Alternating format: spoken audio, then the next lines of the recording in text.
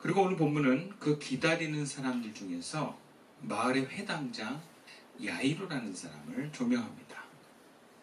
그가 회당장인데 지금 예수님의 발 앞에 엎드려서 간구합니다. 야이로는 자기에게 12살 된 외동딸이 있는데 죽어가고 있다고 밝히면서 예수님이 집에 오셔서 낫게 해주기를 간구합니다. 많은 바리새인들이 예수님을 불편하게 바라보는 가운데 회당장이라고 하는 위치와 또 다른 사람들의 시선을 뭔가 개의치 않고 예수님의 발 아래 엎드린 것은 그만큼 자신의 외동딸이 그 어느 것보다 소중함을 보여주고 있습니다. 외동딸만 살릴 수 있다면 이념과 사람들의 시선이 손가락질이 아무렇지 않다는 것입니다. 예수님은 야이로의 간청을 들어주십니다.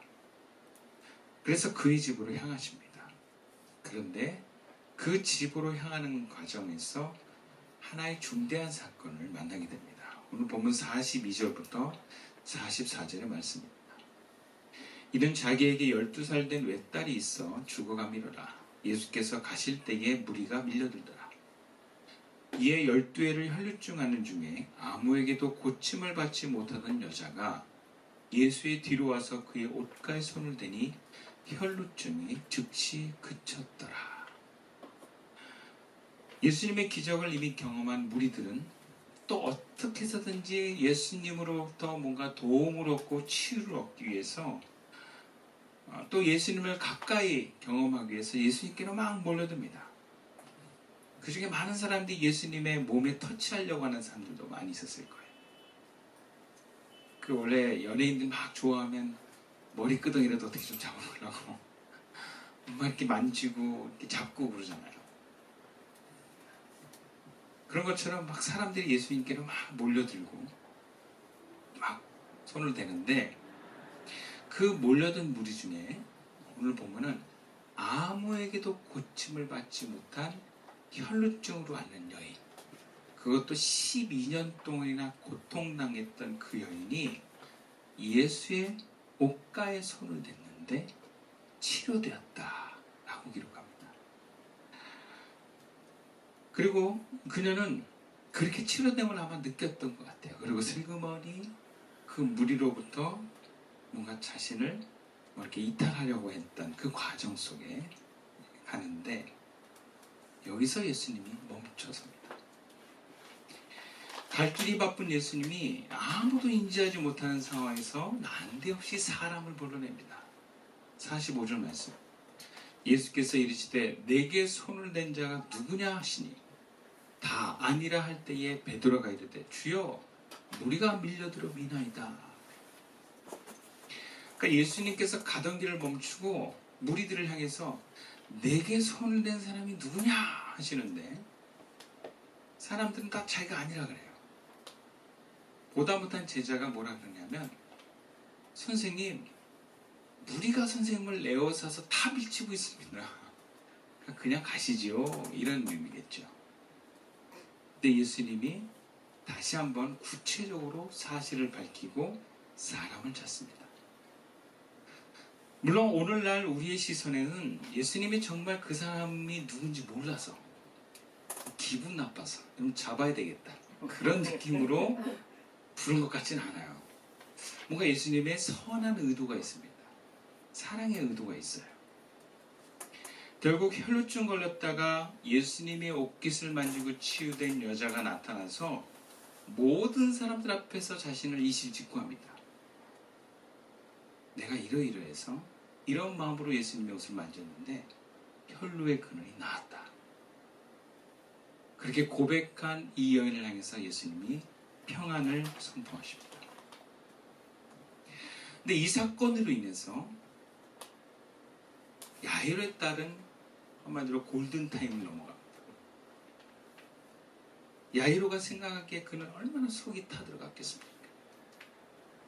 죽어가는 딸을 친구 어서 빨리 예수님이 오셔서 안수함으로 낫게 해야 되고 일으켜야 되는 것을 누구보다도 기다리고 기대하고 있는데 예수님이 가지를 않아요. 또 혈루증 걸렸던 여자가 빨리 나오면 괜찮은데 누구냐 하더니 안 나타나. 막 성질 났을 거예요. 제발 좀 나타나 대신 얘기했는지도 모르겠어요. 아니나 다를까 예수님이 멈춰 서서 혈루증 여인을 향하여 말씀하실 때에, 그러니까 이 말씀을 선포하는, 즉 평안이 가라고 하는 이 평안을 선포할 때에 공교롭게도 해당장 집에서 사람이 와서 알려줍니다. 따님이 죽었습니다. 그럼 누구는 평화를 얻는데 누구는 절망을 얻었습니다. 똑같은 절방의 상황에서 누구는 몸의 치유와 마음의 평화를 얻었는데 누구는 그 절박한 상황에서 절망을 얻게 됩니다. 야이로 입장에서 혈루증 여인의 치유 사건이 일어나지 않았다면, 아니 예수님이 가시던 길을 멈추지 않고 계속 자신의 집으로 향했다면, 여러분 그 치유와 평화는 야이로와 그 야이로의 집에 해당되는 것이었을 거예요. 혈루증 걸렸던 여인들과 무리들에게는 그 사건이 놀랍고 경이로운 경험이 되었는지 모르지만, 그럼 야이로에게는 오히려 화가 나는 사건이에요. 어처구니 없는 사건이에요. 대개 사람들은 남에 대해서 여러분 생각보다 관심이 없습니다. 남이 죽었다 살아나는 놀라운 기적을 보는 것보다 내 가족이 불행을 겪지 않고 회복되는 것이 그 어떤 것보다 중요합니다. 오늘날 세상도 세계도 바라보면, 제가 유튜브로 이렇게 검색을 딱 해보면 두 가지가 동시에 떠요. 쫙 보면 우크라이나 전쟁에 관한 소식이 뜨고요, 손흥민이 축구에서 골 넣은 소식이 떠요. 제가 관심 있는 것만 이렇게 올려놓으면 이렇게 뜨는데, 그러니까 한쪽에서는 전쟁으로 죽어가는데 한쪽에서는 골 넣은 걸로 축배를 듭니다. 저마다 남과 나를 비교하면서 언제나 예수님의 기적과 치유는 나와 우리 가족에서부터 일어나기를 간구합니다. 그리고 고통의 경중도 따지게 됩니다. 혈루증 걸렸던 여인들과 무리들에게는 그 사건이 정말 경이롭지만 야이로에게는 경이롭지가 않아요. 화가 나는 사건인 것처럼.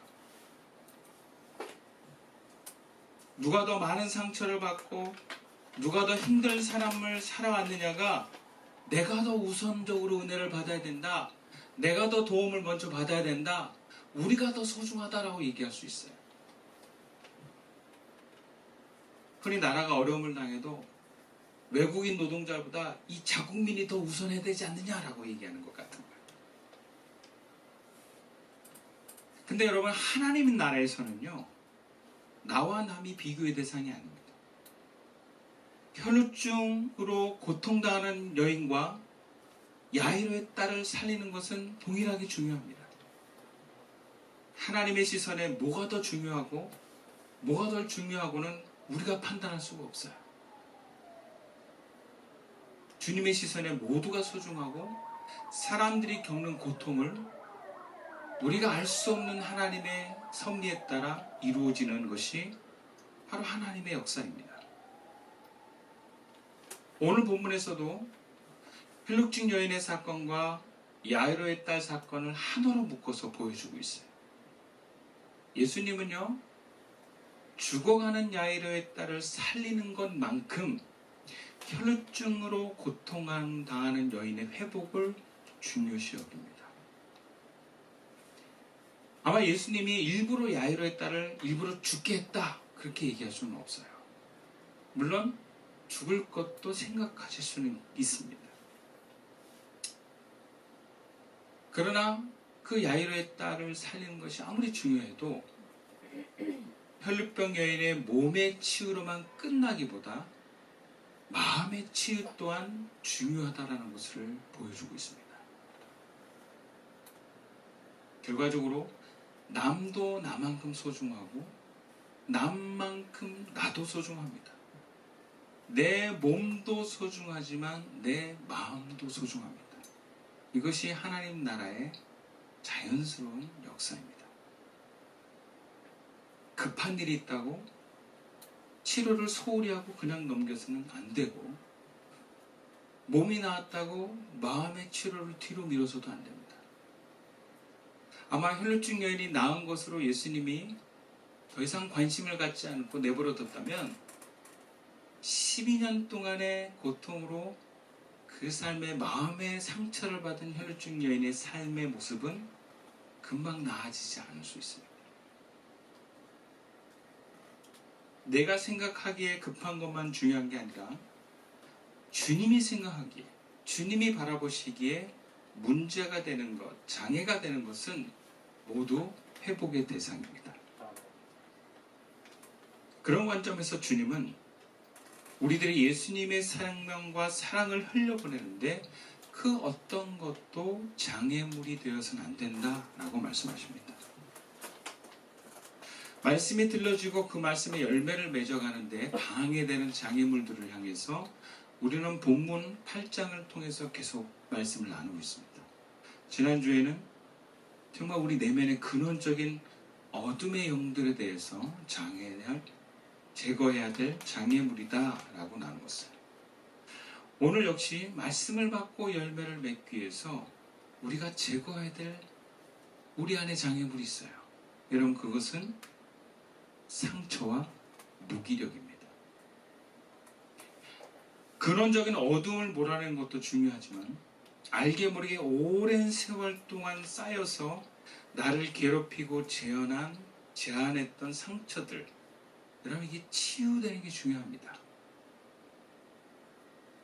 또 내 삶을 움직이는 힘이 사라져버린 상태로 나타나는 무기력, 그 무기력한 삶이 우리에게 주어진다면 빨리 회복되기를 주님은 원하십니다.